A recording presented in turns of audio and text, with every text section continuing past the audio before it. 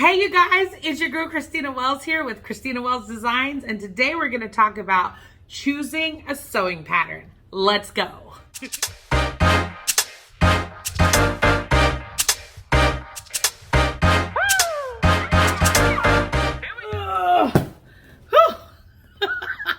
Okay, what in the world is all of this, do you ask? Well, this is my bucket of sewing patterns. I thought we would talk about how to choose a sewing pattern, how to read a sewing pattern, and how to know if the sewing pattern you're choosing is the right one for you. All right, let's check these out.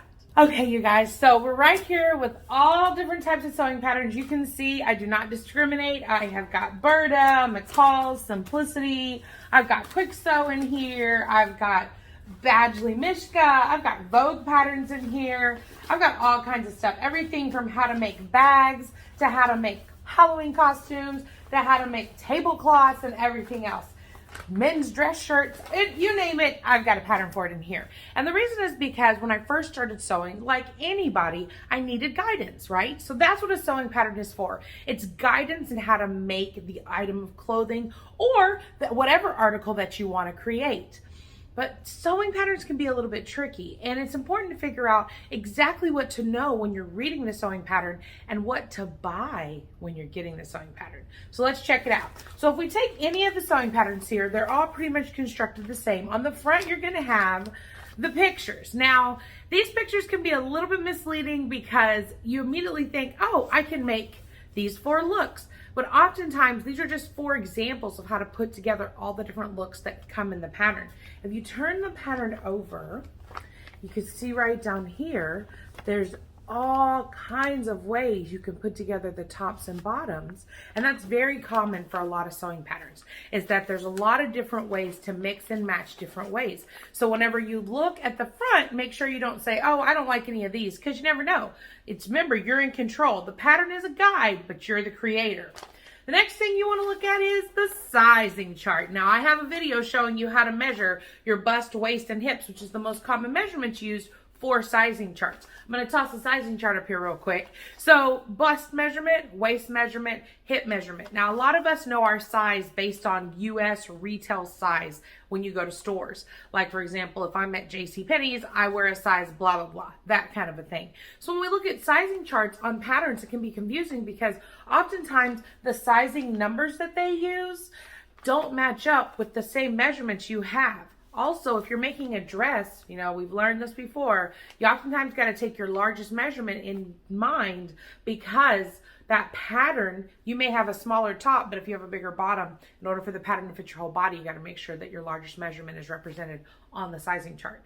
You know, this will be one of my biggest issues with patterns is finding a pattern that fits my size because most sizing charts are based on an hourglass shape and your girl here ain't exactly an hourglass, but we'll talk more about that later. So another thing to look at whenever you're reading a pattern is what to buy. So I'm going to pull up here. I'm going to scan in and show you this pattern so we can get up nice and close. So if you look at this pattern, you'll see it says here at the top, Empire waisted dresses, A, B, C, D have hemmed, scoop neckline, side seam pockets, elastic casing at waist. So see right there, they're starting to tell you all the items you're going to need in order to make this particular pattern. It also has suggested fabrics for stretch knits only, like jersey, cotton knits, polyblend knits. Border prints may need additional fabric, so on and so forth.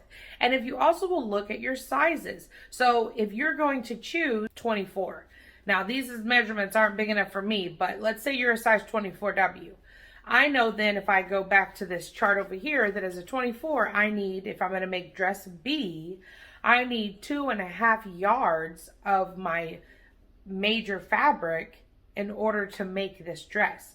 But if I'm going to make dress A, I also need to buy a contrasting fabric. And just to flip the image over again, you see here dress A has 2 different types of fabrics that are being indicated. So this is McCall's M5893. This is a super easy pattern. You see it says easy 1 hour dress on it. I just wanted to use it as an example because it's a real simple way to see exactly how the pattern information works. You'll also notice on the back of the pattern, there's this really nifty little tool right here. And what this is a stretch measurer. Now, that may seem like a kind of a crazy thing, but when you're buying knit fabric, like even like this is a knit fabric, see how it has a stretch to it? You want to make sure the fabric you're buying has the stretch that this pattern is asking for, or else your dress may be really uncomfortable, your stitches might break. So whenever you make the dress, you get it all done, it looks so great, but you didn't make sure it had enough stretch and you put it on and you start having wear problems. So I know this can sound really complicated, but let's take it from the top and break it down. Step 1, you choose your pattern. I've chosen today this Easy McCall's dress pattern M5893.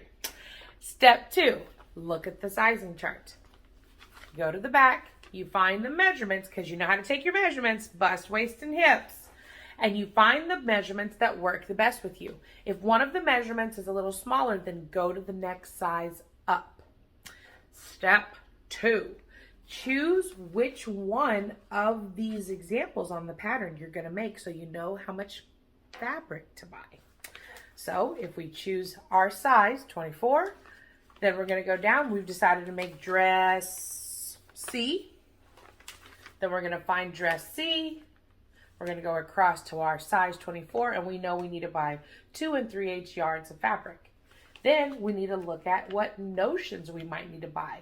Does this require buttons? Does it require elastic? Does this require, I don't know, any other kind of decorative items? And that's going to be all up here in this description right here. And then last but not least, we're going to start choosing our fabric. When we go to choose that fabric, we're going to see right here at the top our little stretch example. Does your fabric stretch from here to here? And that's going to tell us if we have the right fabric that will work with this pattern. Okay, so one of the big pitfalls of patterns is, let's say that every part of the outfit or the pattern works for you except for one spot. So one thing you can do is you can do something called pattern hacking. So I'm going to toss this in here because I think it's a really cool thing to do. So let's say you're going to make this dress, for example, but you don't like these sleeves. You're like, I just don't like these sleeves. Well, you could go over here. Look, I'm randomly pulling something out here. We'll see how I do. Ooh, you could go over here and say, you know what? I really like the sleeve on this top. I'm going to use this sleeve on this pattern. Honey, that pattern hacking right there, that's the first steps to designing your own looks.